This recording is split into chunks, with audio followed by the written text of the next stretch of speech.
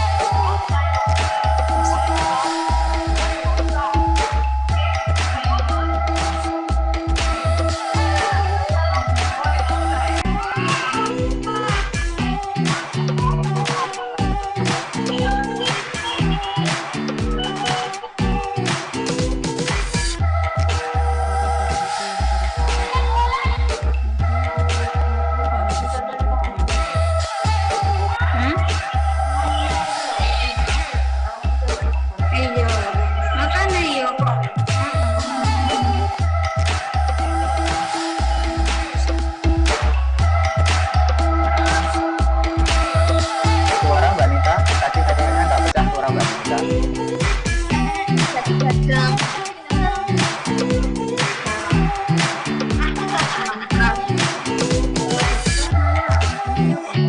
Kita PGRI sing enak. Seminar mindset. Apa mau judulnya? Selamat pagi, Assalamualaikum warahmatullahi wabarakatuh. Salam sejahtera bagi kita semua. Salam. Selamat datang di TV Andi, media penyiaran penerbit Andi, tempat kita berbagi informasi dan pengetahuan bersama. Pada pagi hari ini, kita bersama akan mengikuti webinar berjudul Digital Mindset dalam Era New Normal. Acara webinar kita pada pagi hari ini terselenggara atas kerjasama dari penerbit Andi dengan Ekoji Channel Academy dan Persatuan Guru Republik Indonesia atau PGRI. Hadir bersama kita dalam acara ini Bapak Profesor Dr. Ricardus Eko Indrajit. Selamat datang Pak Eko. Selamat pagi, terima kasih Mbak Rita. Pagi. Bapak Eko Indrajit sudah tidak perlu saya perkenalkan panjang kali lebar karena kita semua tahu beliau adalah pakar IT Indonesia yang telah banyak berjuang untuk kemajuan teknologi maupun pendidikan di Indonesia. Baru-baru ini beliau dengan Ekoji Channel Academy-nya juga telah banyak membuahkan karya-karya pemikiran yang dapat kita baca untuk makan. melalui buku yang diterbitkan penerbit Andi. Total sudah ada 9 judul buku dari Ekoji Channel Academy ini yang akan segera terbit pada bulan September ini. Dan untuk peserta webinar pada pagi hari ini dapat melakukan pre-order dengan harga khusus melalui link-link atau iklan yang nanti akan kami sharingkan. Selamat datang Pak Eko. Terima kasih untuk waktu dan kesempatannya pada hari ini bisa berbagi bersama dengan kita di sini. Hadir pula kalau Prof Unifah belum bisa ini. Nanti menyusul. Oke. Nanti akan hadir pula bersama kita di sini Ibu Profesor Dr. Unifah Rosidi, Ketua Umum Persatuan Guru Republik Indonesia. Beliau akan menyusul nanti bersama kita dan tanpa menunggu lebih lama lagi kita akan segera membuka acara kita pada pagi hari ini diawali dengan sambutan dari Bapak Joko Irawan Mumpuni, Direktur Penerbit Andi. Persilakan Bapak untuk memberikan sambutan terlebih dahulu. Terima kasih Mbak Nita. Assalamualaikum warahmatullahi wabarakatuh. Selamat pagi. Semangat semua, salam sejahtera untuk kita semua. Bapak dan Ibu, kali ini kita di acara sebetulnya adalah yang punya kerja adalah Ekoji Channel Academy. Apa itu Ekoji Channel Academy? Tadinya yang ada hanya Ekoji Channel, ternyata di belakangnya sekarang ada tambah satu lagi yaitu Ekoji Channel Academy. Ya, tadi sudah diinfokan oleh Mbak Nita bahwa sudah melahirkan 9 judul buku Itu angkatan pertama. Angkatan keduanya nanti ada 40 judul buku. Angkatan ketiganya mungkin 60, angkatan seterusnya mungkin jadi 100. Bapak dan Ibu, saya akan cerita sedikit tentang kenapa ada Ekoji Channel Academy. Nah, Ekoji Channel Academy itu lahir menurut saya agak dramatis. Karena pada waktu itu pas lockdown, PSBB, kita semua di rumah, semua pertemuan fisik dibatalkan, semua perjalanan dibatalkan, maka yang ada hanya browsing, kemudian diskusi, tentunya lewat daring. Nah, saya nggak tahu apa sebabnya, ya malam itu hampir jam 12 malam. Saya heran juga, Prof. Eko jam 12 malam juga belum tidur. Karena saya lelah daring, ya lelah daring, kemudian browsing juga udah lelah, akhirnya saya mencari channel-channel YouTube lagu-lagu yang saya sukai. Ya ketemulah Kemuning, alunan Kemuning dari Lisa Arianto. Ada yang ingat alunan Kemuning seperti apa syairnya? Harum Kemuning dan seterusnya begitunya. Nah, tiba-tiba saja di tengah saya menikmati Kemuning kok Prof. Eko, suami Mbak Lisa ini menghubungi saya, menceritakan bahwa sudah punya tim penulis yang hebat. Bagaimana bisa nggak diterbitkan di Andi? Nah, yang ada dalam pikiran saya adalah reputasi besarnya Prof. Eko. Maka tidak ada alasan saya menjawab untuk tidak. Yang saya jawab, ya sudah, siap Prof, begitu. Tapi apa yang terjadi setelah saya jawab siap Prof, saya bingung juga. Karena pada waktu itu betul-betul saluran penjualan buku di Indonesia, bahkan sampai sekarang itu mampet semua. Toko-toko buku belum efektif seperti masa-masa yang normal. Tetapi pada waktu itu terus ada pemikiran, oleh karena itu harus dibikin komunitas, yaitu komunitas Ekoji Channel Academy. Ya, terdiri dari anggota-anggota yang banyak. Akhirnya terbentuklah pada pagi hari ini kita ada acara seperti ini. Bapak dan Ibu, Ekoji Channel Academy lahir pada saat yang tepat, yaitu menjawab tantangan, yaitu Merdeka Belajar di Sekolah Merdeka. Ya. Merdeka Belajar di Sekolah Merdeka. Nah, Bapak dan Ibu, kadang-kadang kata merdeka ini hanya diartikan dari sisi hore bebas, begitu ya, hore bebas. Tapi ternyata kata merdeka itu juga mengandung makna, yaitu kemandirian, tidak hanya kebebasan. Nah, tentunya untuk dapat mandiri ini, tentunya kita butuh pengetahuan, butuh skill untuk dapat mandiri. Nah, Bapak dan Ibu, di era saat ini tentunya pengetahuan skill apa yang kita butuhkan untuk menuju merdeka belajar di sekolah merdeka? Ya, tidak lain adalah skill literasi digital. Literasi mengandung makna adalah kebebasan mendapatkan informasi, akses informasi, kemampuan mengakses informasi, kemudian menggunakan informasi itu untuk peningkatan hidupnya. Jadi kalau dirangkai, literasi digital adalah kebebasan mendapatkan informasi, kemampuan mendapatkan informasi, menggunakan informasi untuk meningkatkan kemampuan hidupnya dengan cara digital. Nah, Bapak dan Ibu, kalau kita lihat nanti judul-judul dari 9 judul pertama itu sangat relevan sekali untuk situasi semacam ini. Yaitu akan membekali kita semua untuk menuju ke merdeka belajar di sekolah merdeka. Mudah-mudahan program ini tidak berhenti begitu saja, tetapi akan punya jangka panjang yang bagus. Itu tergantung dari kita semua, bagaimana berjuang, menginformasikan, menyebarluaskan informasi yang bermanfaat melalui buku ini kepada seluruh bangsa Indonesia.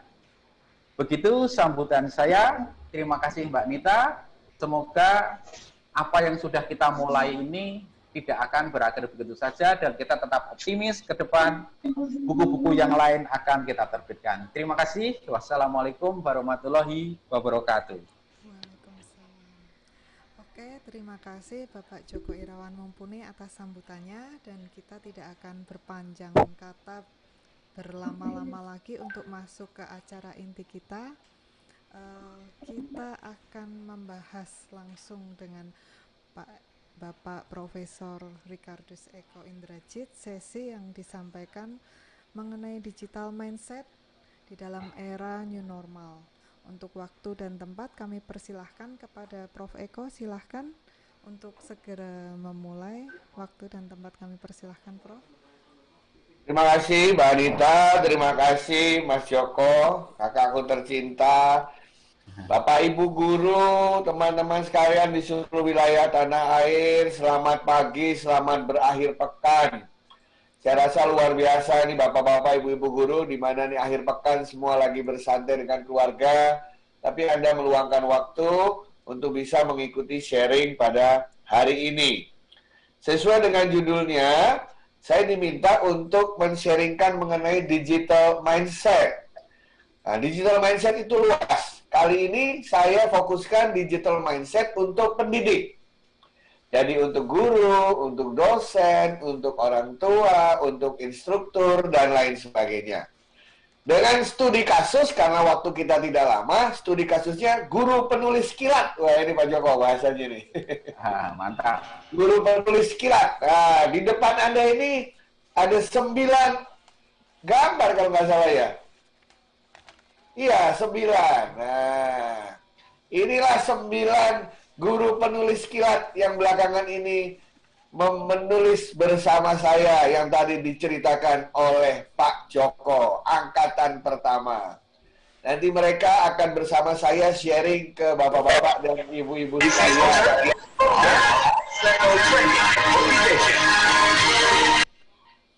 Nah, ini adalah guru-guru yang luar biasa sekali. Saya banyak belajar dari mereka. Nanti kita dengar pengalaman dari mereka. Jadi hari ini konsepnya adalah digital mindset bagi pendidik dengan studi kasus guru penulis kilat. Ya, nah, mari kita lihat apa itu.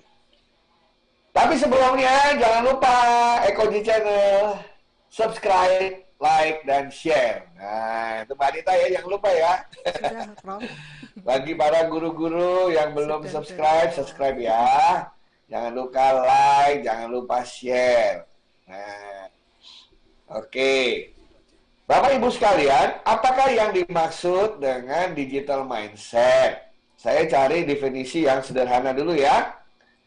Digital mindset adalah kita mencoba berpikir secara digital dalam menghadapi berbagai isu dan tantangan pemecahan masalah, sehingga diperoleh solusi yang efektif, kreatif, inovatif, dan cenderung disruptif.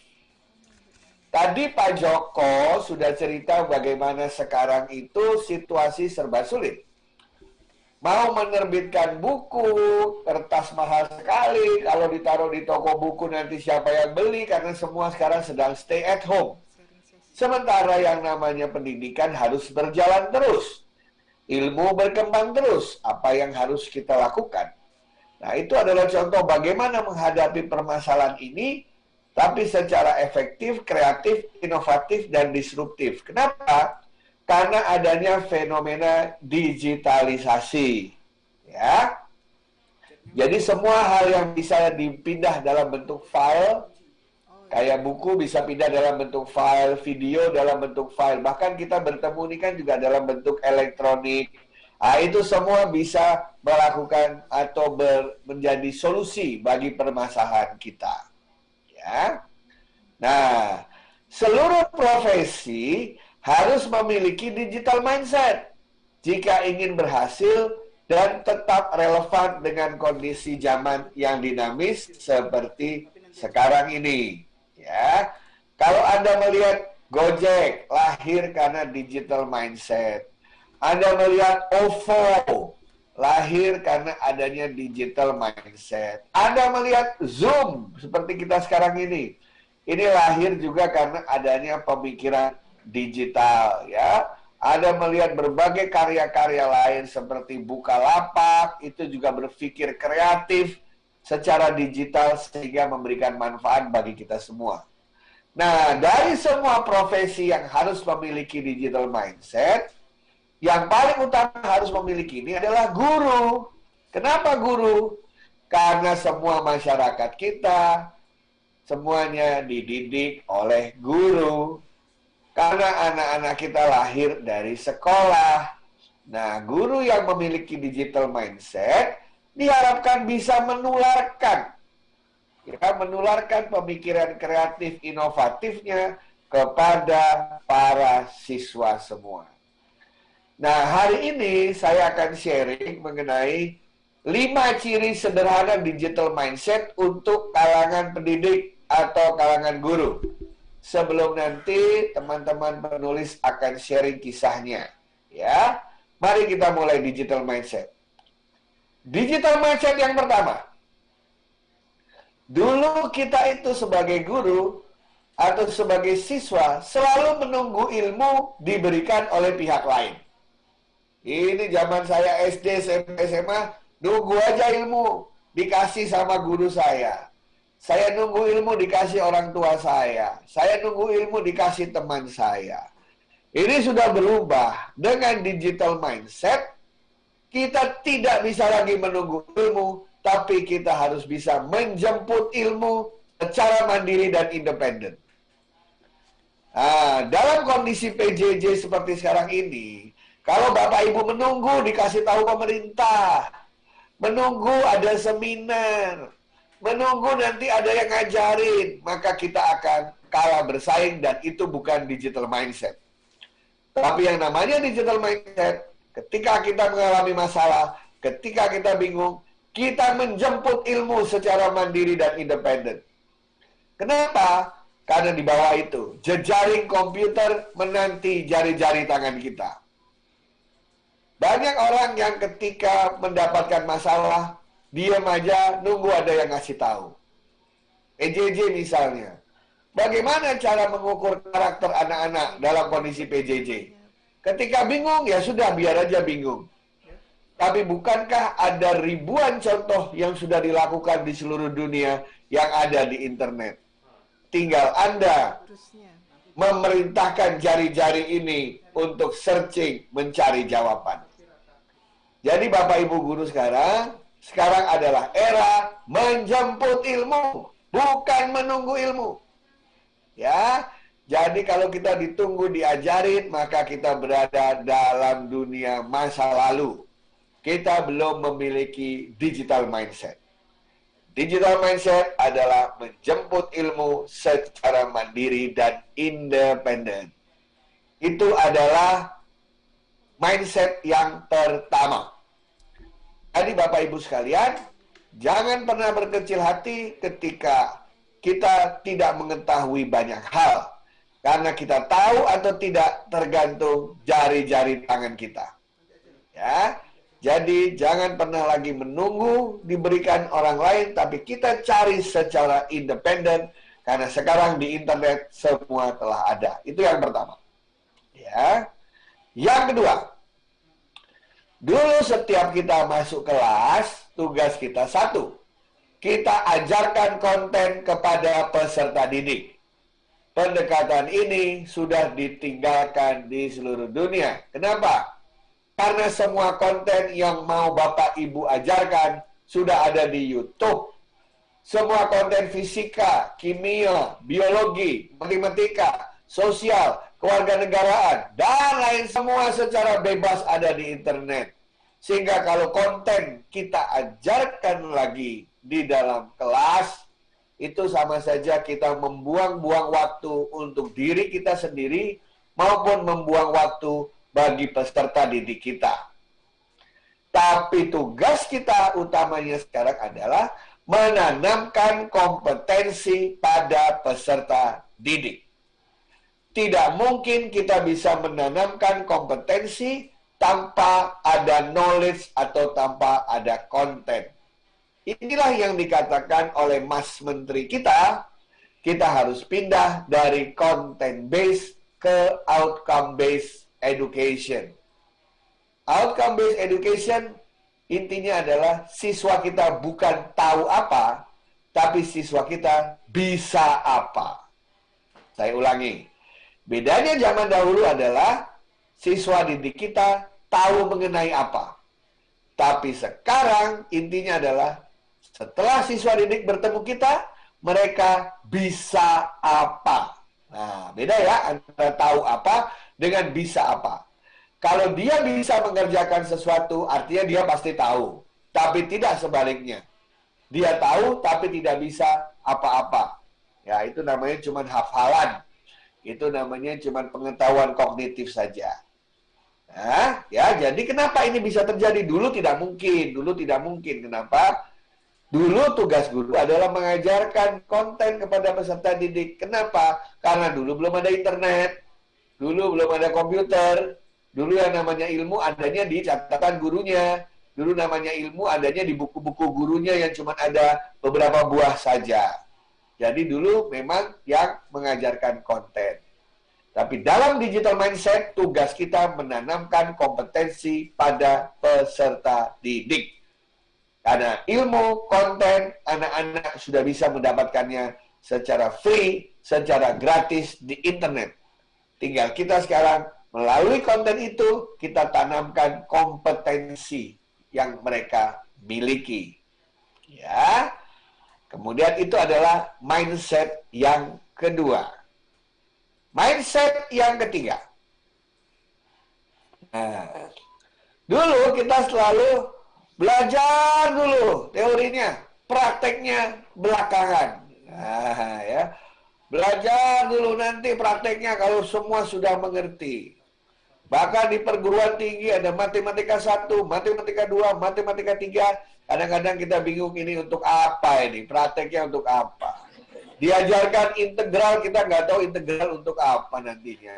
Diajarin diferensial, kita nggak tahu diferensialnya untuk apa.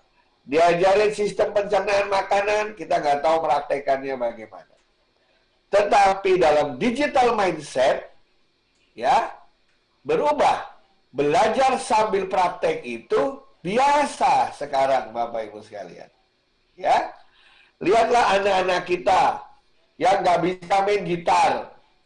Lihat YouTube beberapa kali, tiba-tiba udah punya band aja. Ya, lihatlah putra-putri kita. Melihat beberapa kali internet, tiba-tiba dia sudah bisa mengarang lagu. Dia bisa membuat puisi. Lihatlah putra-putri kita, ya, yang tadinya tidak bisa olahraga, basket, voli, melihat YouTube dia praktekkan, tiba-tiba jago olahraganya. Nah, saat ini adalah saat-saat ditanamkan yang namanya micro skill. Apa itu micro skill? Micro skill adalah keterampilan-keterampilan kecil-kecil yang bisa langsung dipelajari, langsung dimanfaatkan untuk kehidupan. Anak saya yang SD kelas 6 sudah bisa bikin kue sama ibunya karena melihat di YouTube.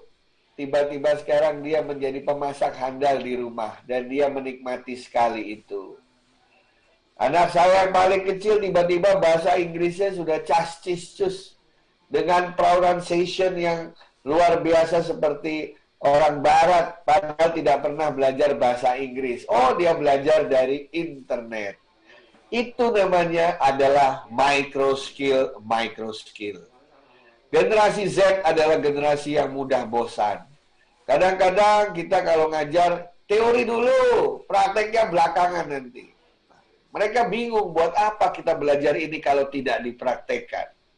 Tapi dengan digital mindset kita tahu bahwa belajar sambil praktek itu suatu hal yang biasa sekarang ini. Masih ingat Bapak Ibu dulu diajarin e-learning. Semua menolak, apa sih e-learning? Nanti aja leh kalau Indonesia sudah maju. Nanti untuk masa depan. Tiba-tiba ada pandemi. Apa yang terjadi? Seluruh Indonesia praktek e-learning. Jalan-jalan aja ternyata kan sambil belajar. Nah, jadi ibarat orang berenang itu, kalau nggak bisa berenang, ditendang aja ke kolam renang, nanti akhirnya belajar berenang sendiri. Itu namanya micro skill, yang banyak terdapat di mana-mana, sehingga mereka bisa belajar. Oleh karena itu, pendidikan formal, pendidikan informal, dan pendidikan non-formal itu sekarang sudah menjadi konvergensi satu dan lainnya. Ya, ini adalah mindset yang ketiga, karena micro skill itu sudah ada di mana-mana, ditawarkan di internet.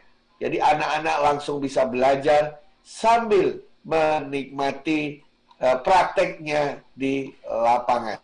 Ya, itu adalah yang ketiga.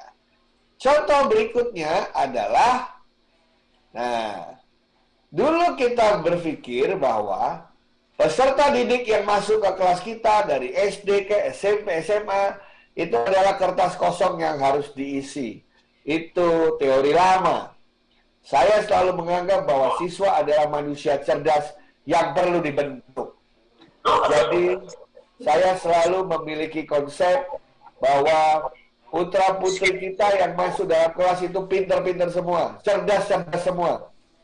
Tinggal kita bagaimana mengasahnya agar mereka bisa dibentuk menjadi pribadi yang hebat, bisa dibentuk menjadi inovator yang hebat, menjadi pemikir yang hebat, menjadi manusia yang cemerlang. Itulah tugas kita sebagai pendidik. Jadi dalam konteks ini, paradigma kita adalah kita ini harus belajar bersama-sama. Semua bilang katanya belajar seumur hidup. Tahu maksudnya belajar seumur hidup itu apa? Belajar seumur hidup artinya adalah bahwa kita sebagai pendidik pun harus selalu belajar. Guru yang berhenti belajar artinya dia telah berhenti menjadi guru.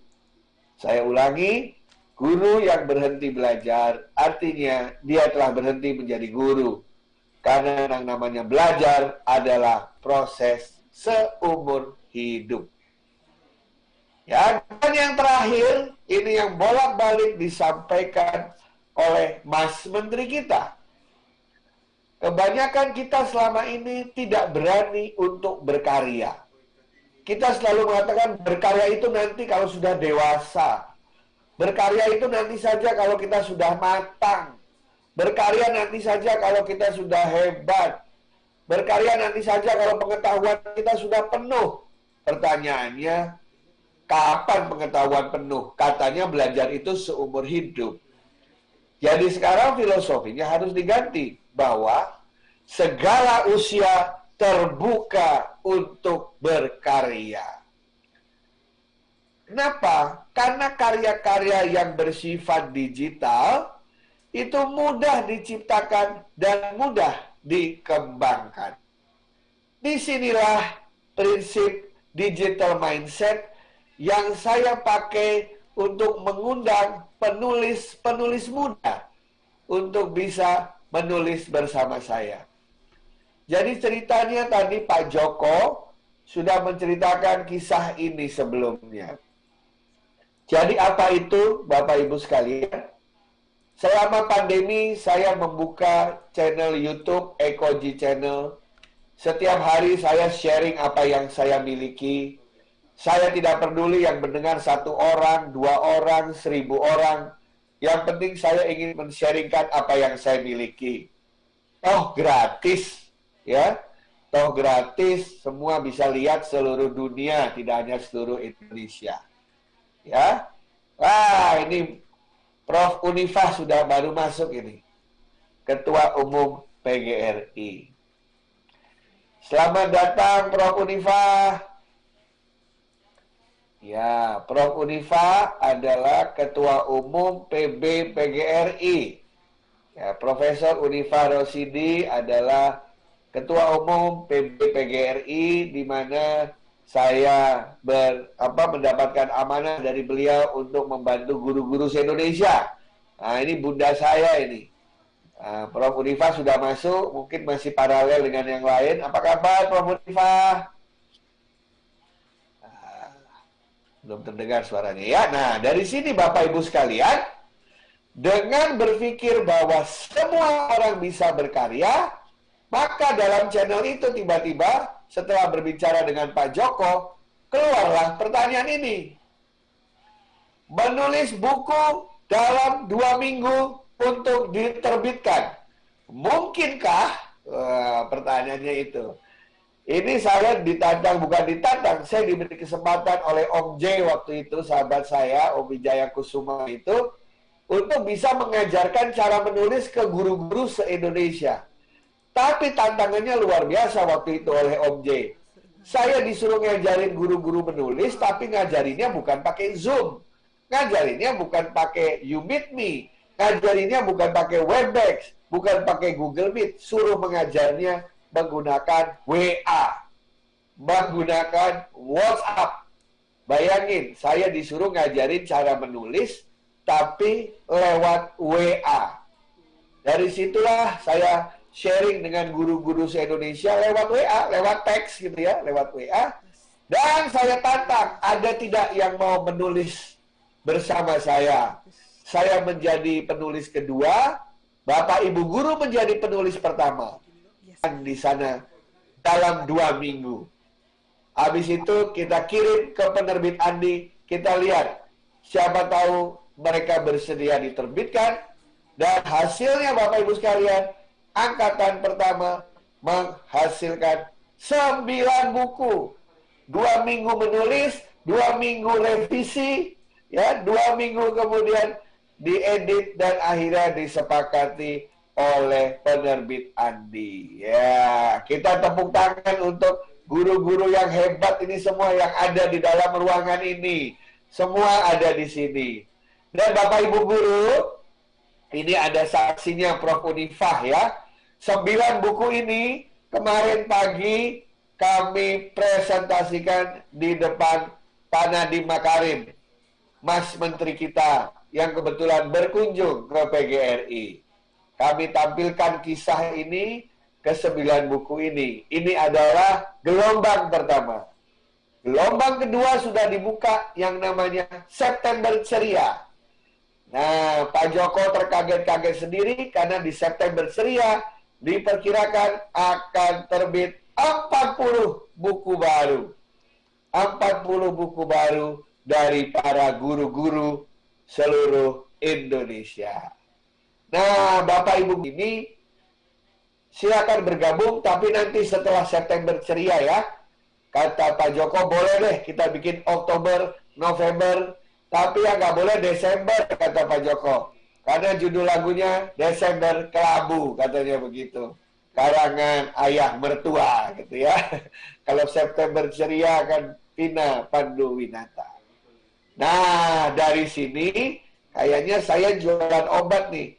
Kalau tidak mendengarkan sendiri kisah dari mereka. Karena katanya listening is believing. Ya, bukan seeing is believing ya. Listening is believing. Dari 1, 2, 3, 4, 5, 6, 7, 8. Kurang 1 siapa yang belum? Oh, mohon maaf. 9-nya kurang 1. Di depan tadi saya taruh ada 9. Nah, karena buru-buru. Oke? Nah, seperti itu. Apakah Bu Unifah sudah di dalam, Prof. Unifah? Sudah, Prof. Nah, Prof. Unifah, sebelum para guru ini sharing bagaimana mereka mengalami menulis selama 2 minggu, kemudian diterbitkan, kiranya Bunda Unifah bisa memberikan semangat kepada guru-guru untuk bisa menulis semua, dan itu tidak mustahil. Silakan, Prof. Unifah. Oh, terima kasih Prof. Eko Indrajit dan kawan-kawan dari TV Andi. Pak Joko Irawan Mumpuni ini dari penerbit Andi. Iya, yang punya itu, Bu. Selamat siang, Pak Joko, salam kenal. Halo para guru-guru yang hebat-hebat nih, gambarnya juga cakep-cakep banget. Ya. Oh iya, belum saya stop sudah, Bu. Ada semua. Oke. Para viewers ya yang atau pemirsa yang bisa yang gabung pada kesempatan siang hari ini. Pertama, saya ingin memberi apresiasi pada Profesor Eko Indrajit. Orang yang paling terkenal di bumi Indonesia saat ini di era habis, Bu, stok sepatu sudah habis nih, dikasih ke Bu nih, stok sepatu. Ngomong-ngomong, Pak Eko tuh janji sama saya mau ngasih sepatu Clark. Nomor 4 sampai hari ini belum dikasih-kasih. Janjinya doang begitu terus. Ya. Jadi Profesor Eko Indrajit, Ricardus Eko Indrajit ini, teman-teman, ya, dengan segala kerendahan hatinya, dengan segala komitmennya, jiwa melayaninya, itu kalau Bapak Ibu lihat 24 jam, isinya undangan semua. Tapi begitu saya bilang, Prof. Eko, sekarang ini ada PGRI Smart Learning Center. 1 lantai penuh, silakan mau diapain. Terserah Bapak, mengabdilah untuk para guru. Saya udah siap sakit hati nih Pak Joko. Saya siap sakit hati ditolak, karena saya tahu sibuknya bukan main. Cinta saya diterima. Diterima dengan senang hati oleh beliau. Dan berubahlah lantai 3 PGRI itu upaya-upaya untuk mendorong kreativitas dan inovasi para guru. Ya. Bu, bukan hanya learning center, Bu, tapi learning and character center. Begitu berdedikasinya, karena yang namanya guru itu yang utama adalah karakternya yang harus dicontoh pada. Ngajak para guru-guru seluruh Indonesia melalui guru PGRI untuk menyampaikan temuannya, hal-hal kecil yang sifatnya kontekstual tapi bermanfaat. Sama seperti yang peluncuran buku ini. Sebenarnya kompetensi apa sih yang paling sulit yang saya jujur lakukan adalah menulis. Karena bagaimana kita proses berpikir dan menuangkan dalam gagasan tidak semudah dengan apa yang disampaikan secara verbal. Tapi Profesor Eko nggak ada matinya. Ayo ngajak guru, ini ada mengisi channel-channel, tuliskan. Menuliskan tuh Pak Joko bukan sekedar menuliskan verbatim apa yang dikatakan. Menulisnya harus benar sesuai dengan kaidah, mencari referensinya. Tapi guru-guru didorong untuk ada ini dulu loh. Ini loh ada bahan dasarnya dulu. Itu yang saya melihat bahwa Profesor Eko nggak pernah kering dengan ide. Dan kemarin Profesor Eko Indrajit menyampaikan sebagai Ketua PGRI Smart Learning Center dengan rombongannya. Dan sekaligus memang kita sudah lama. Saya sudah lama berpikir bagaimana PGRI ini bergerak menjadi kekuatan untuk mendorong finansial bagi guru. Kalau dia punya sesuatu. Tapi saya kalau ketemu orang Pak Joko, sampai akhirnya kita dipertemukan dalam sebuah program dengan Telkom, Indonesia Digital Learning. Itu ngejar-ngejarnya susahnya setengah mati. Saya kejar terus.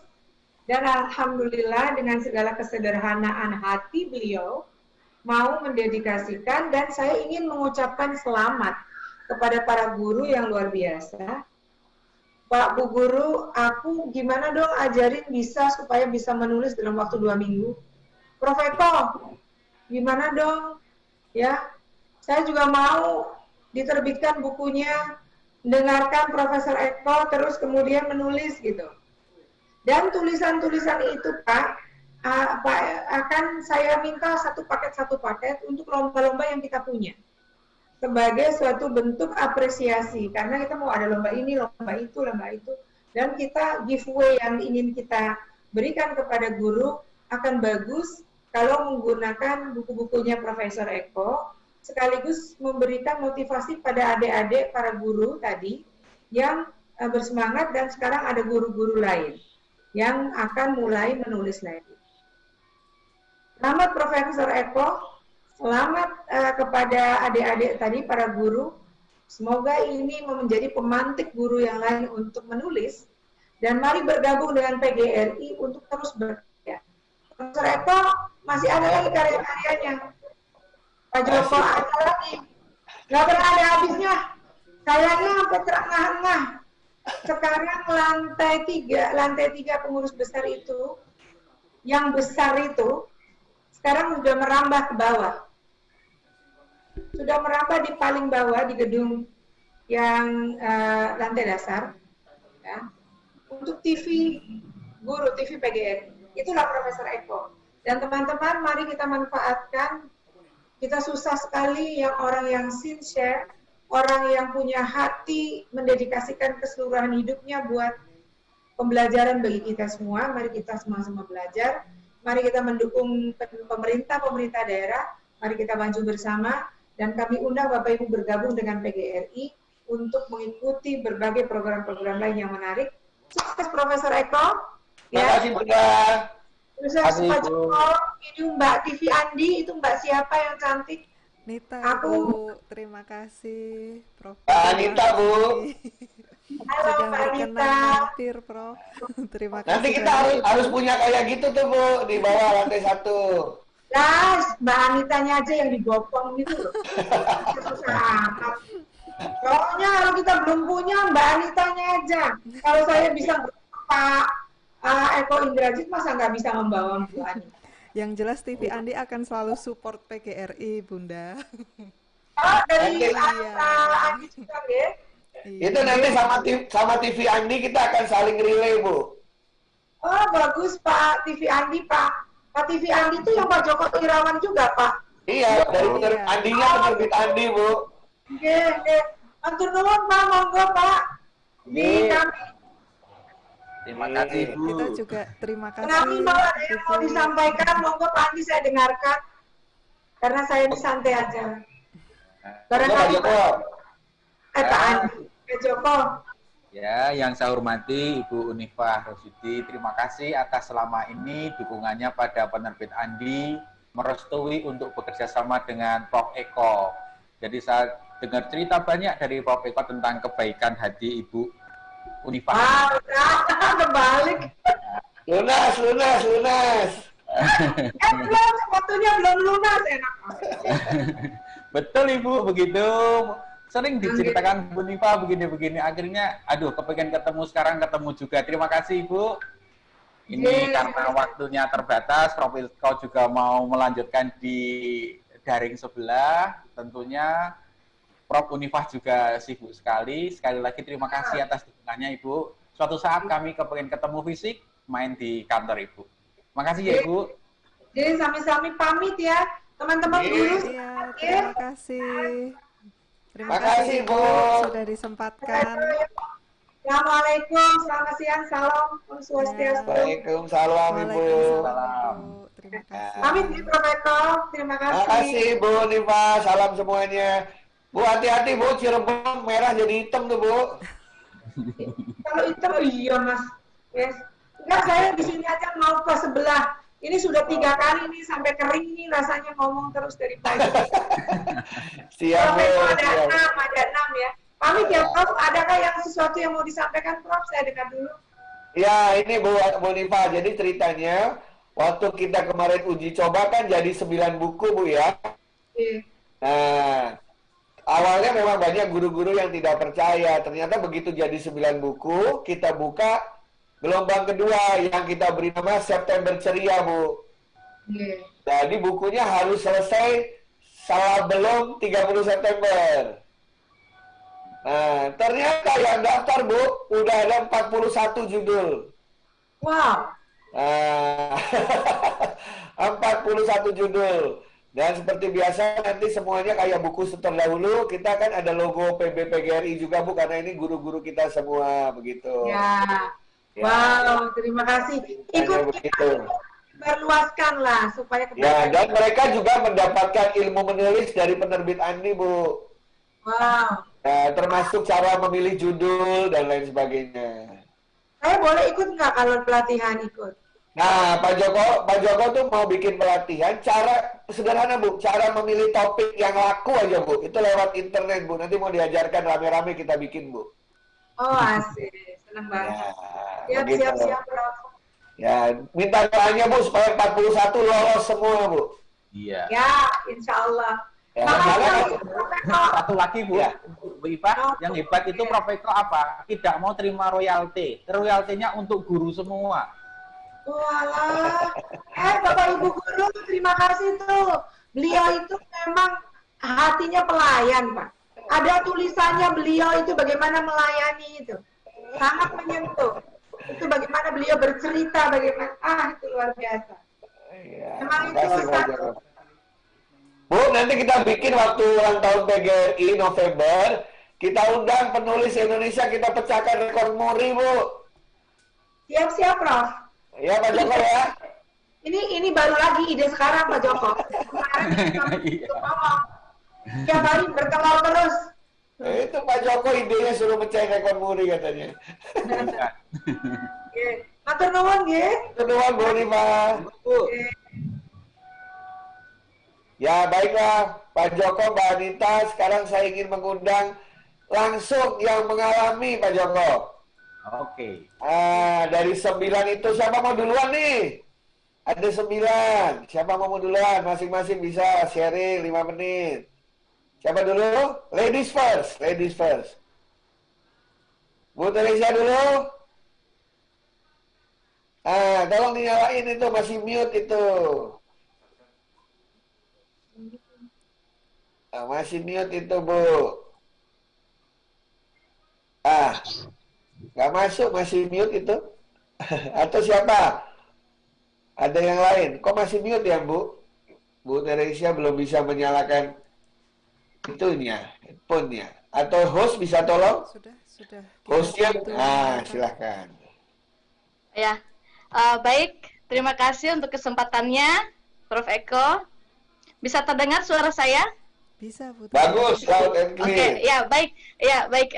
Selamat siang. Terima kasih untuk waktu dan kesempatan yang diberikan kepada saya dari Penerbit Andi, dari Prof. Eko dan Bunda Unifa yang tadi sudah memberikan banyak sekali apresiasi untuk kami dan khususnya saya secara pribadi saat ini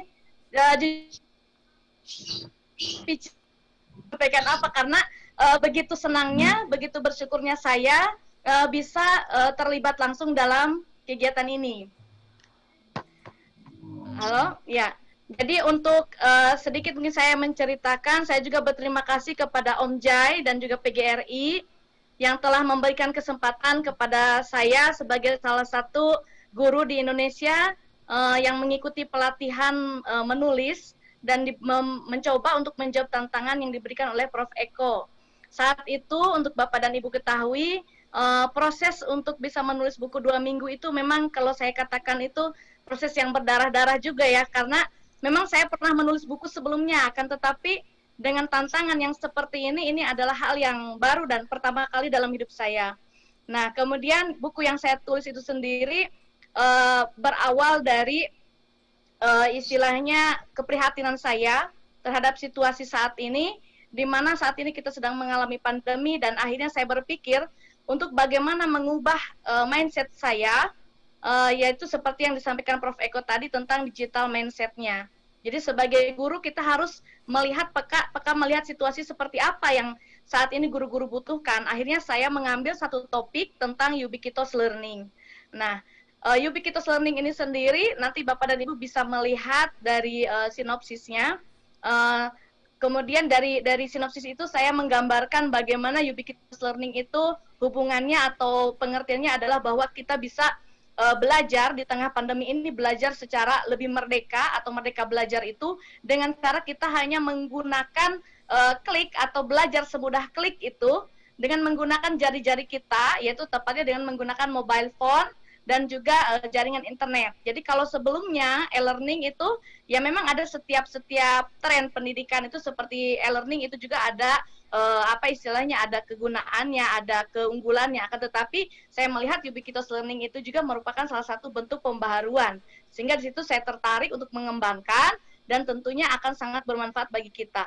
Di dalam buku yang saya tulis itu, saya juga mendapat banyak masukan dari materi yang disampaikan oleh Prof. Eko di channel Ekoji itu, betul sangat bermanfaat di sana. Jadi saya mencoba untuk istilahnya untuk mengembangkan lagi topik yang Prof. Eko berikan dengan relate dengan kondisi sekarang pandemi, ditambah juga dengan adanya Merdeka Belajar yang digaungkan oleh Mas Menteri kemarin, dan bagaimana hubungannya, karena kebetulan saya adalah guru yang ada di daerah, saya berasal dari Kabupaten Sumba Tengah, Provinsi NTT, ini kami di sini sekolah kami memang tidak bisa ya untuk mengakses pembelajaran daring seperti yang sekarang ini dilakukan oleh sekolah lain.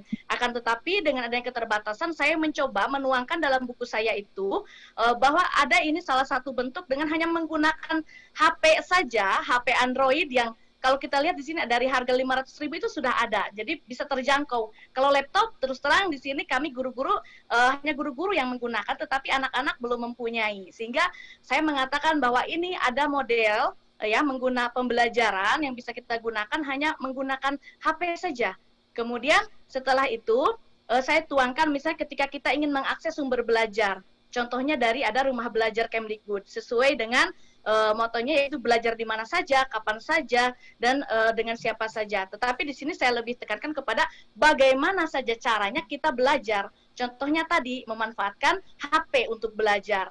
Jadi ketika anak-anak kami di sini mengalami keterbatasan, saya ungkapkan dalam buku saya, ini Bapak Ibu Guru saya sharingkan model pembelajaran inovatifnya. Kemudian bagaimana step by step guru itu bisa menggunakan HP sehingga mereka bisa tetap menggunakan, tetap melaksanakan pembelajaran yang bermutu atau bermakna bagi siswa. Jadi buku yang saya tulis ini, Bapak dan Ibu, keunggulannya adalah bahwa kita di sini tidak terpaku kepada satu teknologi, tetapi ada berbagai teknologi dan khususnya itu tadi, keuntungannya kita bisa melihat apa sih yang kita bisa manfaatkan lebih baik, menggunakan internet secara sehat dan cerdas dengan menggunakan HP yang kita miliki. Jadi ini merupakan hal yang sangat baik untuk bisa saya tuangkan dan saya kembangkan di buku yang saya tulis ini. Jadi seperti itu Prof. Unifa dan juga Prof. Eko yang bisa saya sampaikan. Saya juga sangat bersyukur ketika diberikan kesempatan dan saya diberitahu oleh Prof. Eko bahwa Prof. Unifa sebagai Ketua Pengurus Besar PGRI berkenan untuk mengapresiasi bahkan menyebarluaskan karya-karya sederhana yang kami tulis ini. Jadi kami sangat berterima kasih kepada Ibu dan ini merupakan apa istilahnya apresiasi luar biasa Bu untuk guru daerah seperti saya yang ada di Sumba Tengah NTT ini. Sekali lagi terima kasih banyak Penerbit Andi, terima kasih banyak yang sudah menggali. Sebetulnya potensi ini kami miliki, potensi ini akan tetapi mungkin ya kami butuh ruang untuk bisa berbagi dan berekspresi. Jadi terima kasih Om Jai dan teman-teman juga. Terima kasih untuk semuanya. Itu saja yang bisa saya sampaikan. Untuk segala kekurangannya saya mohon maaf. Terima kasih Prof. Saya kembalikan. Prof. Eko izin dong bicara sebentar. Prof. Silakan Bu, ini Bu Anita moderatornya. Silakan Bu. Monggo Bu, monggo.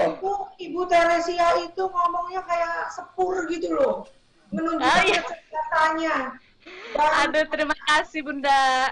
Nah, Teresia, hormat ya, saya ada ya, luar biasa. Terima kasih Bunda, terima kasih. Karena ketajaman Profesor Eko, kemudian bisa memilih yang namanya mutiara-mutiara yang selama ini jika tidak dibuka ruangnya nih Pak Joko akan tetap menjadi di bawah lumpur. Sekarang kesempatannya luar biasa dan saya sampai bingung lihat ngomongnya cepet banget. Emang mau nyanyi Profesor Eko gitu ya. Jadi hebat banget. Selamat ya Bu Teresia ya. Ibu ya, terima kasih Bunda. Ya. Ya, semoga bisa bertemu. Iya, ya, terima kasih Bunda. Ya. Keren banget, keren. Ya, terima kasih. Ya. Ini ada 3 yang angkat tangan, ditahan dulu ya, nanti Bu Anita lihat ya yang angkat tangan ya. Ada 3 orang tadi raise hand itu. Berikutnya siapa yang mau lagi? Ada Bu Muda Biatun Bu, udah nyambung lagi Bu, tadi sempat keluar. Apakah ada? Atau Ibu siapa yang mau duluan? Silakan bebas nyalain aja. Saya Prof. Izin bicara Bu Eva. Bu Eva mau enggak? Bu Eva langsung Bu Eva masuk. Ya, semangat pagi Pak Eko. Semangat pagi, selamat pagi untuk semuanya. Terima kasih untuk Bapak Joko, terima kasih untuk Prof Eko dan Penerbit Andi, dan salam hormat buat Ibu Unifa. Perkenalkan saya Bu Eva Haryati Israel, keseharian sebagai guru di SMA Negeri 1 Kota Kupang, Nusa Tenggara Timur. Yang saya akan sharingkan di sini adalah pengalaman menulis selama 2 minggu. Mungkinkah? Ya, itu juga yang menjadi pertanyaan saya di awal. Mungkinkah 2 minggu saya bisa melakukan ini? Dan satu hal yang menarik bagi saya di sini karena saya adalah penulis pemula yang belum pernah melahirkan buku atau biasa hanya menulis di FB ataupun di belajar menulis di blog dengan Om J. Namun pada kesempatan itu bertemu dengan Prof. Eko, terus ditantang setelah mendapatkan materi dari Prof. Eko, ditantang untuk menulis 2 minggu, mampukah atau mungkinkah saya dapat lakukan? Awalnya saya juga bingung, dan rasa percaya diri saya juga belum terbangun saat itu, tapi dengan motivasi dan semangat yang terus diberikan oleh Prof. Eko bahwa kita mampu, tuliskan saja apa yang kalian inginkan, apa yang kalian pikirkan, tuliskan, curahkan semuanya di dalam buku, tidak usah dipikirkan apa yang akan dipikirkan orang lain, tapi tuliskan saja ide-idenya sesuai dengan apa yang terpikirkan waktu itu. Waktu itu pandemik di awal terjadi. Saya masih bingung menentukan judul yang saya angkat, yaitu adalah e-learning di Ekoji Channel. Nah, masih e-learning sini saya pun masih kebingungan. Temanya apa lagi, tema konsepnya seperti apa nanti di dalamnya. Nah, karena saya berbekal pengalaman saya sebagai sahabat rumah belajar, saya melihat ada satu konsep yang bisa saya sinkronkan dengan tulisan yang saya mau buat di sini, yaitu tentang bagaimana pemanfaatan kelas maya rumah belajar untuk menjawab tantangan Prof. Eko. Nah, sehingga lahirlah judul yang saya suguhkan waktu itu adalah kelas maya membangun ekosistem e-learning di rumah belajar. Nah, kenapa saya tertarik mengangkat ini? Berbekal seperti yang tadi saya sampaikan, ini adalah pengalaman saya sebagai sahabat rumah belajar. Saya melihat banyak hal ketika saya melakukan sosialisasi di luar, ketika memperkenalkan rumah belajar ini, masih banyak sekali teman-teman guru di daerah, terutama di Nusa Tenggara Timur, yang belum memahami atau belum mengenal apa itu rumah belajar, dan belum bisa memanfaatkan dan memaksimalkan aplikasi ini. Nah, ternyata aplikasi rumah belajar ini adalah platform yang sudah disediakan oleh pemerintah secara gratis, tapi belum terlalu dieksplor oleh guru-guru di daerah. Sedangkan kita kenal ada yang namanya dana BOS afirmasi dan dana BOS kinerja yang semuanya dicurahkan untuk pemanfaatan rumah belajar ini. Bagaimana kita bisa membangun sebuah ekosistem e-learning di sekolah. Nah, saya tertarik mengangkat ini, mengkolaborasikan e-learning ini dengan rumah belajar. Selain itu, saya mendukung program pemerintah bagaimana menyebarluaskan rumah belajar ini. Nah, yang menarik 2 minggu itu saya benar-benar merasakan aura semangat yang luar biasa. Niat saya hanya berbagi apa yang saya punya ini saya bisa tuangkan di dalam buku. Saya ingin membuktikan bahwa batu besar yang namanya kesulitan dan terkadang yang membuat saya berhenti untuk melakukan sesuatu atau berhenti untuk menulis, saya harus hancurkan batu ini. Itulah yang menjadi motivasi saya, sehingga meskipun Ramadan, alhamdulillah dengan fokus karena dan mendukung juga suasananya pandemik, kita semua dirumahkan, alhamdulillah 2 minggu saya berhasil menyelesaikan draft buku saya buat dalam 5 bab besar yang saya rangkai secara sederhana, karena saya juga penulis sederhana, penulis pemula.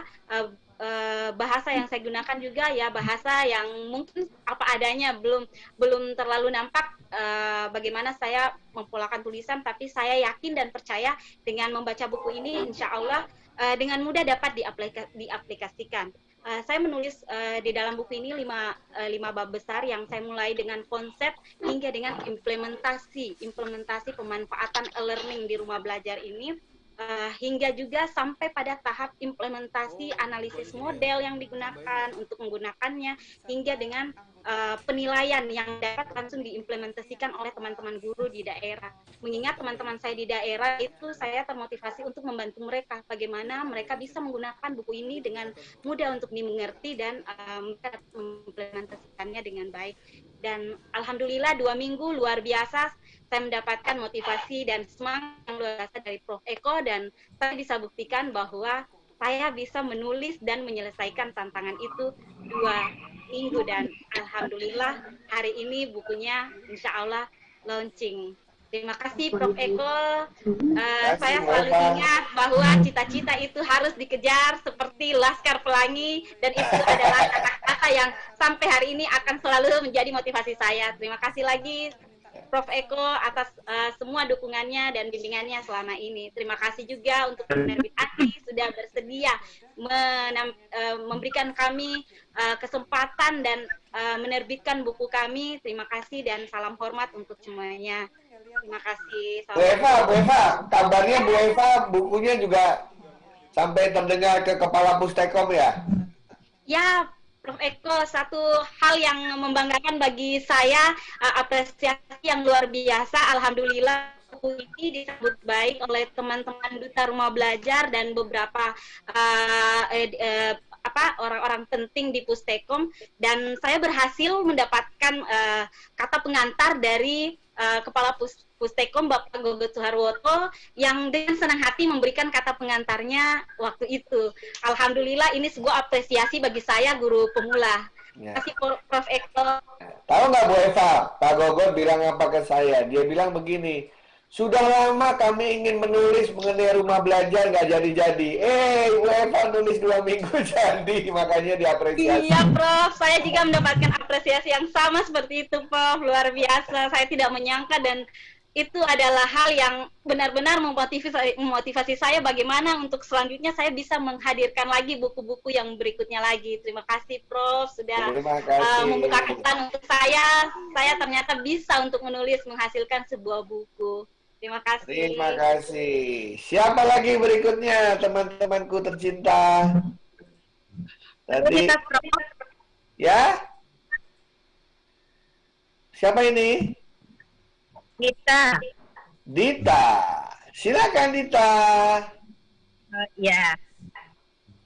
Baik, selamat pagi menjelang siang Bapak Ibu peserta webinar hari ini. Pertama-tama saya ada penerbit Andi dan tim, juga dan Om Jai dan PGRI. Atas kesempatannya saya akhirnya bisa menulis dalam waktu 2 minggu dibimbing langsung oleh Profesor Eko. Sedikit yang mungkin saya ingin ceritakan tentang buku saya yang ditulis bersama Profesor Eko itu judulnya Menyongsong Era Baru Pendidikan. Buku ini saya tulis setelah menyaksikan tayangan kompetensi TIK yang sebenarnya dimiliki oleh guru berdasarkan standar UNESCO. Masih terdengar, Prof? Masih aman. Nah, kemudian yang unik dari Profesor Eko ini adalah selain tentu saja kerendahan hati beliau, nah beliau ini mengangkat tema-tema yang masih baru. Jadi kami para peserta penulis pemula yang saat itu tergabung dalam tim angkatan pertama Tri Ekoji Channel ini mencari bahannya memang cukup sulit ya Prof. Akhirnya kami lari ke jurnal dan lain sebagainya. Tapi itu pengalaman yang luar biasa bagi kami. Jadi kalau saya merasakan seolah-olah ini tuh bimbingan skripsi. Nah, kemudian alhamdulillah 2 minggu jadi ya, dan isi dari buku Menyongsong Era Baru Pendidikan ini tentu saja selain memaparkan kompetensi-kompetensi TIK berdasarkan UNESCO, ini ada juga program-program pemerintah yang mendukung ke arah sana, ditambah ada beberapa aplikasi yang bisa digunakan oleh para guru untuk meningkatkan kompetensi siswa ya, dengan mengintegrasikan TIK dalam pembelajaran. Nah, jadi kalau saya ibaratkan sih ini sebetulnya seperti appetizer kalau dalam makanan itu. Jadi menu utamanya tentu saja akan terasa lebih manfaatnya jika Bapak dan Ibu ini mengembangkan kompetensi TIK-nya. Tapi buku ini kalau Profesor Eko dulu bilangnya seperti buku saku gitu ya, yang meskipun apa ya isinya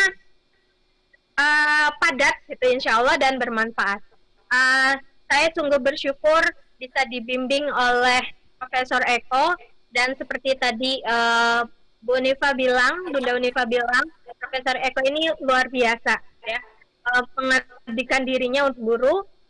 Kemudian melayani dan beliau bahkan tidak menerima royalti gitu ya, diberikan kepada kami para guru penulis pemula ini. saya sudah tidak bisa mengatakan apa-apa lagi. Speechless, Prof. Terima kasih atas kebaikan Profesor. Terima kasih kepada penerbit Andi yang berkenan menerbitkan. Semoga sehat selalu, sukses selalu. Dan terima kasih Mbak Dita. Cowoknya belum nih, cowoknya. Ada Pak Saya Prof. Saya Prof. Bu Musiin Prof. Oh, Bu Mus, saya Bu Mus. Ya. Bu Musiin silakan. Cowoknya besar ya. Iya. Ya. Terima kasih. Assalamualaikum warahmatullahi wabarakatuh. Terima kasih saya sampaikan kepada Prof. Eko, kemudian Pak Joko Irawan, penerbit Andi, kemudian Mbak Nita yang selalu kontak dengan kita, dan Prof. Unifah mungkin sudah undur diri nih. Dan teman-teman nonton Bu di YouTube. Ya, dan teman-teman hebat di seluruh Nusantara. Kesempatan ini luar biasa buat saya. Saya dari Kediri, Jawa Timur. Jadi ini betul-betul Nusantara. Buku saya itu tentang literasi digital Nusantara. Mungkin Bapak Ibu hari ini tuh yang lagi viral itu adalah Butejo, Tilik. Nah, itu adalah refleksi tentang pengguna internet di negara kita. Jadi Bapak Ibu bisa melihat bagaimana Butejo yang merupakan generasi. Di dalam buku saya itu saya menulis tentang karakteristik pengguna internet di Indonesia. Seperti kita ketahui, Indonesia itu merupakan 10 besar pengguna internet di seluruh dunia, dan kita di urutan kelima. Namun sayangnya tidak diikuti oleh literasi digital. Jadi seperti Butejo di Tilik itu Bapak Ibu bisa melihat itu digunakan untuk ngerumpi. Jadi untuk melihat statusnya orang, apa yang terjadi.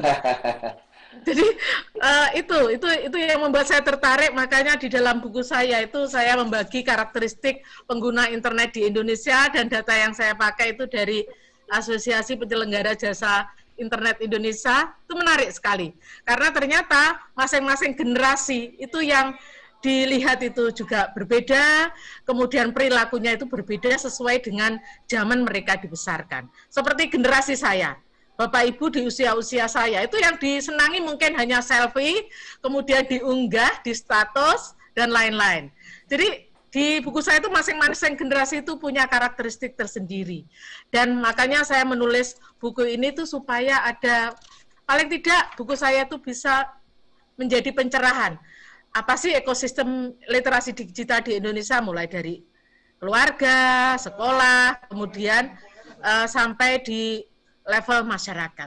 Selama ini, anak-anak itu banyak memakai internet, tetapi orang tuanya juga tidak tahu apa sih yang dilihat anak saya, karena mereka juga tidak paham apa sih yang tentang YouTube itu, apa sih YouTube-nya itu bagaimana, permainan game yang dipakai itu bagaimana, itu tidak tahu.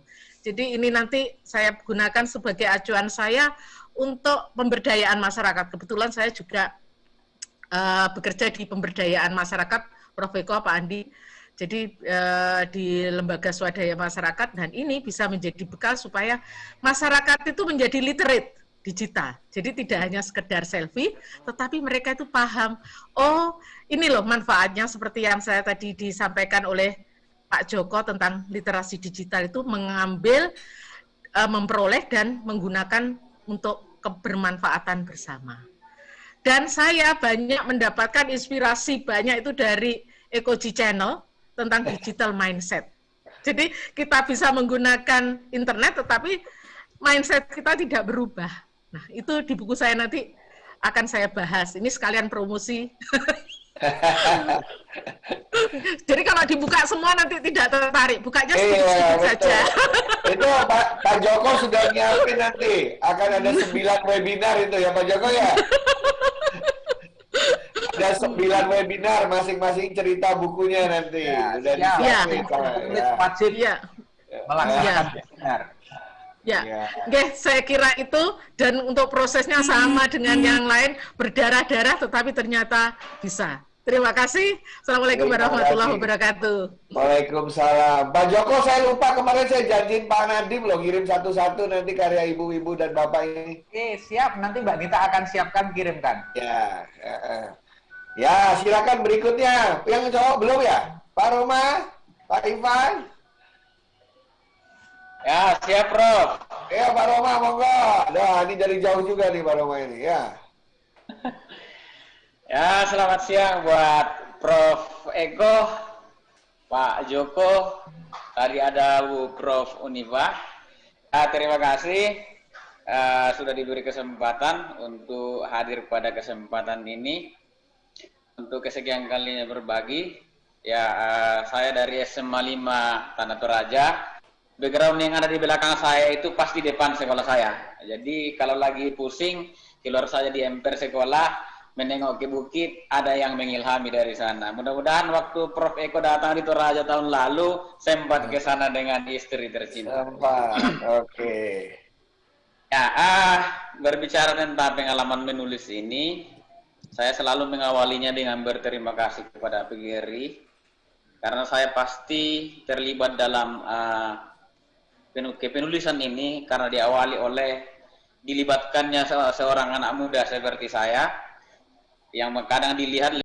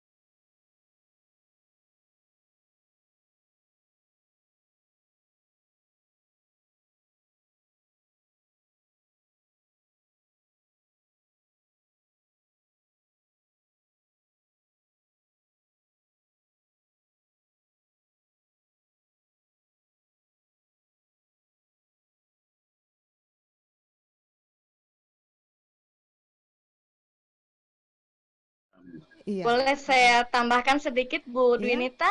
Iya, gimana Bu Tere? Berkaitan dengan jawaban pertanyaan dari Ibu Sri tadi, boleh? Iya. Ya, baik. Terima kasih. Jadi untuk pertanyaan dari Ibu Sri tadi yang dari Bali ya, kalau ini sharing ya Bu ya, sharing yang kemarin saya dan teman-teman lakukan. Jadi untuk kalau kita ingin menulis dengan mengambil materi dari Prof. Eko itu, caranya Ibu nanti masuk di YouTube dulu. Kemudian nanti Ibu ketik di bagian atas itu, Ibu ketik saja Ekoji Channel. Bisa diikuti ya Bu ya, Ibu ketik Ekoji Channel. Kemudian nanti Ibu tinggal dibuka saja, di situ sudah banyak video-video yang disampaikan oleh Prof. Eko. Nah, jadi kalau dilihat itu sudah puluhan materi ya Bu ya, termasuk salah satunya yang 9 tadi kami sudah ambil, dan mungkin ada yang tadi untuk gelombang kedua itu 40. Nah, apakah itu judul-judul yang mana kami juga belum tahu yang 40 itu. Akan tetapi nanti jika misalnya Ibu sudah melihat video-video dari channel Ekoji itu, Ibu tinggal memilih kira-kira salah satu video yang mana yang menurut Ibu itu bisa dijadikan topik untuk Ibu menulis. Nah, jadi Ibu tinggal menuliskan saja sesuai dari apa yang disampaikan oleh Prof. Eko. Karena materi-materinya itu kan berupa video ketika beliau memberikan webinar online melalui channel YouTube-nya. Jadi yang kami lakukan, misalnya saya kemarin memilih tentang Ubiquitous Learning, lalu saya buka video tentang Ubiquitous Learning dari Prof. Eko itu, kemudian saya tulis semua materi-materi yang disampaikan, ditambah dengan yang tadi disampaikan Ibu Noralia dengan teman-teman yang lain juga, kita mengembangkan referensi yang terkait dengan topik itu. Bisa dari jurnal, atau mungkin bisa juga dari buku-buku yang lain. Bahkan kalau misalnya topiknya itu bisa luas, kita bisa mencari dari sumber-sumber yang ada di sekolah kita, dari perpustakaan, itu seperti itu Bu prosesnya. Sehingga kita bisa mengambil bahannya dari ya, sama-sama Ibu. Mohon maaf memotong sebentar, bisakah minta nomor teleponnya, mau tak repotkan ini? Langsung aja Bu Teresia ini. Nomor teleponnya Bu Teresia bisa nanti biar kita saling kontak.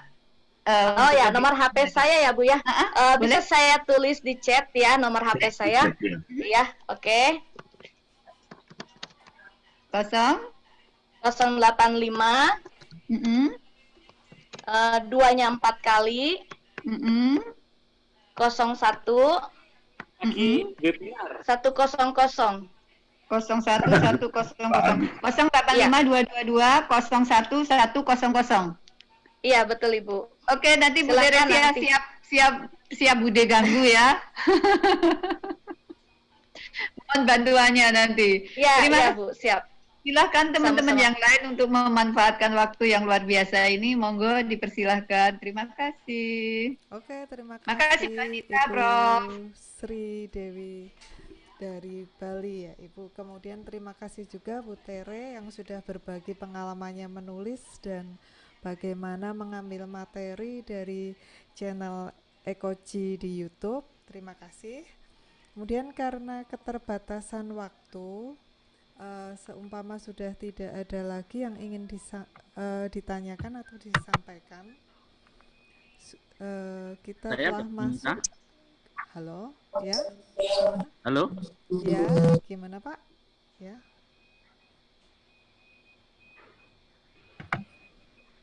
Halo. Ya, halo. Ya, kami lanjutkan karena keterbatasan waktu kita hari ini, pada siang hari ini. Jadi, kita akan tutup sesi webinar kita pada siang hari ini. Untuk itu, kami ucapkan terima kasih kepada Bapak Profesor Ricardus Eko Indrajit yang telah banyak berbagi dengan kita, dengan Ekoji Channel Akademinya, yang telah menginisiasi penulisan dan karya-karya buku yang terbit melalui kerjasama Ekoji Channel Academy bersama dengan PGRI dan penerbit Andi. Terima kasih juga kepada PGRI dan Ibu Profesor Yunifah Rosidi yang telah berkenan untuk menyempatkan waktu hadir dan mendukung pelaksanaan acara ini. Kemudian kita juga ingin menyampaikan untuk ada info tambahan dari panitia. Untuk penulisan sertifikat hari ini ada sedikit kesalahan. Namun begitu, seluruh peserta bisa kembali mendapatkan revisi sertifikat besok di link sertifikat yang sama. Gitu tambahan informasi dari panitia. Kemudian sekian webinar kita pada siang hari ini. Semoga kita dapat bertemu lagi dalam kesempatan yang lebih baik. Jangan lupa juga like and subscribe untuk TV Andi di kanal YouTube untuk dapat mengetahui update dan informasi ilmu yang akan kita bagikan bersama para pakar di bidangnya. Terima kasih, selamat siang. Wassalamualaikum warahmatullahi wabarakatuh.